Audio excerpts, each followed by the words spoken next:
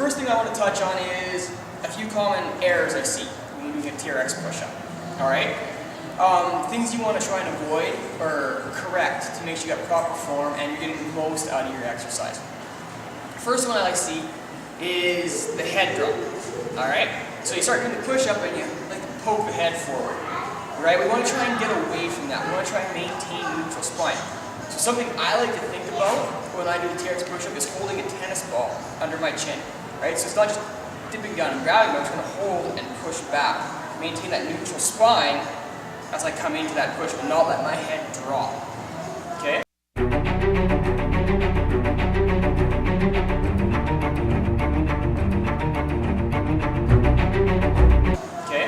Second one I like, I don't like to see it. I shouldn't say I like to see it.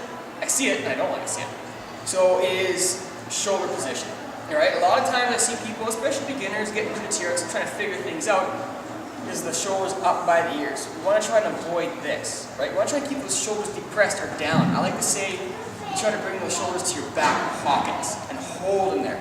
Way more stable position, you're going to get a better range of motion out of that as opposed to shoulders up by the ears. Right? So think shoulders down towards your back pockets.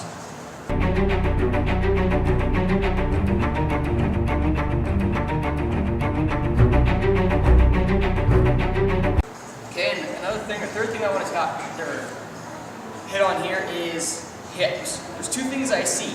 One's a hip drop, where you get into the push-up and you let your hips sink forward, right?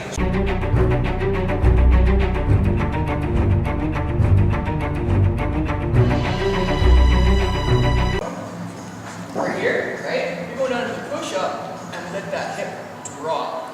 You want to try and avoid that. There's no core engagement here, right? You want to keep your core active the entire exercise.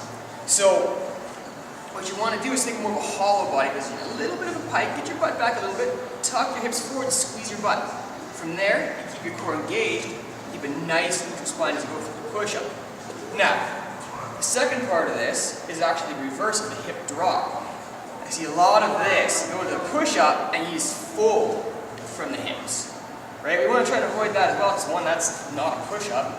Two, you're not getting much out of that. Right? No, again, no core engagement, you're just folding in half, and then it changes the angle of your arm as you go through the push-up. Right? You want to try to keep those elbows in line with the scapula so that your shoulders stay nice and depressed towards those back pockets.